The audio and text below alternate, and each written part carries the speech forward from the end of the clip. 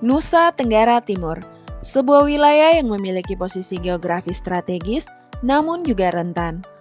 Nusa Tenggara Timur menjadi salah satu jalur transit yang sering dimanfaatkan dalam praktik perdagangan orang dan penyelundupan manusia yang menyebabkan banyak orang asing menjadi korban kejahatan tersebut. Rumah detensi imigrasi sesuai dengan Undang-Undang Keimigrasian tidak hanya berfungsi sebagai tempat penampungan sementara bagi orang asing yang dikenai tindakan administratif keimigrasian, tetapi juga sebagai tempat penampungan sementara bagi para korban penyelundupan manusia. Namun, hingga saat ini, penanganan khusus bagi korban di rumah detensi imigrasi masih belum tersedia secara optimal. Para korban masih diperlakukan sama dengan deteni pelanggar hukum keimigrasian lainnya. Menjawab persoalan tersebut, Kepala Rumah Detensi Imigrasi Kupang menghadirkan sebuah inovasi pelayanan bernama Lasiana, layanan khusus bagi korban penyelundupan manusia. Lasiana hadir sebagai wujud nyata kepedulian dan inovasi pelayanan publik untuk menjawab kebutuhan perlindungan bagi para korban. Mengusung konsep pelayanan berbasis hak asasi manusia, Lasiana menghadirkan ruang khusus yang aman dan terpisah dari deteni lainnya. Ruang yang dirancang tanpa jeruji, tidak dikunci, serta dilengkapi sarana dan prasarana pendukung. Lasiana dilaksanakan melalui beberapa tahapan implementasi sebagai berikut. 1. Dukungan stakeholder internal. Aksi perubahan dimulai dengan audiensi bersama Kepala Kantor Wilayah Direktorat Jenderal Imigrasi Nusa Tenggara Timur dan Kepala Kantor Imigrasi se-Nusa Tenggara Timur. Melalui pertemuan ini, diperoleh dukungan penuh dan komitmen sinergi dalam penanganan korban TPPO dan TPPM di wilayah Nusa Tenggara Timur. 2. Pembentukan tim efektif Lasiana. Tim efektif dibentuk berdasarkan surat keputusan Kepala Rumah Detensi Imigrasi Kupang sebagai penggerak utama inovasi.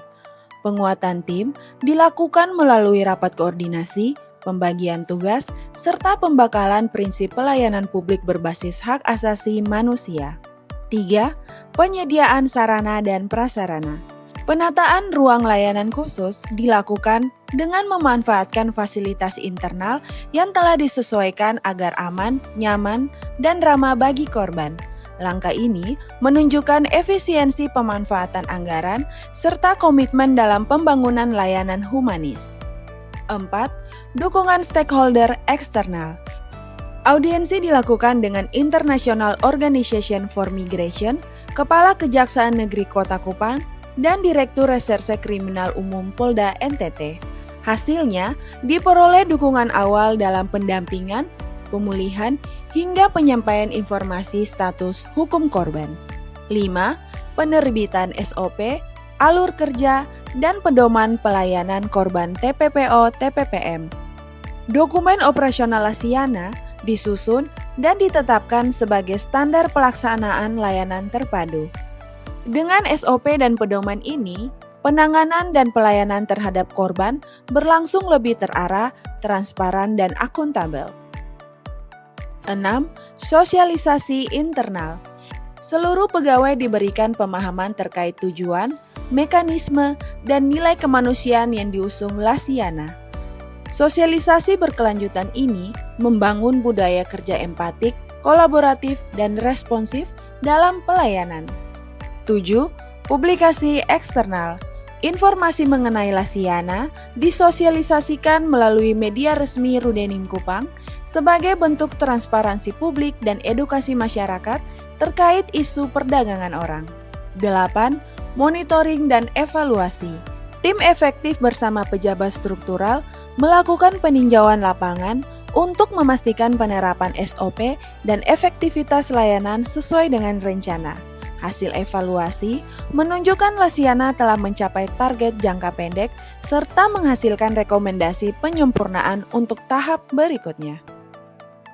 Alur kerja penerimaan dan penempatan korban dilakukan secara sistematis, dimulai dari pemeriksaan administrasi dan kesehatan, penerimaan korban dari instansi terkait, registrasi dan penggeledahan, hingga penyerahan kepada seksi keamanan, dan penertiban identitas korban di Lasiana.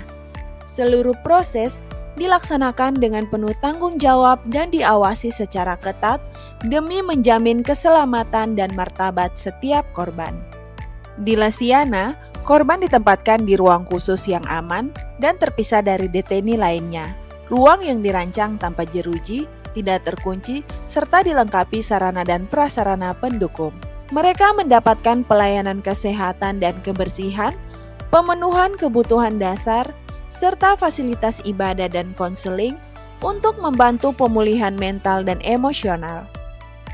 Selain itu, tersedia pula layanan kunjungan keluarga dan pihak terkait dan aktivitas di luar ruangan untuk menjaga keseimbangan psikologis korban, serta melalui layanan komunikasi yang aman, korban juga dapat tetap berhubungan dengan keluarga dan lembaga pendukung. Dukungan stakeholder terkait. Saya Arvin Gumilang, Kepala Kantor Wilayah Direktorat Jenderal Imigrasi Nusa Tenggara Timur.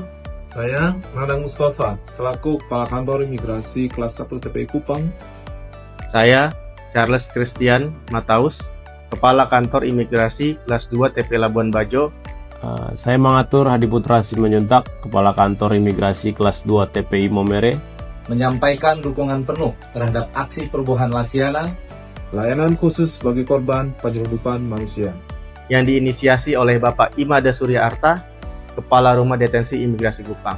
Semoga melalui inovasi Lasiana, Rumah Detensi Imigrasi Kupang dapat semakin meningkatkan kinerja dan kualitas pelayanan, khususnya dalam penanganan korban tindak pidana, perdagangan orang, dan penyelundupan manusia.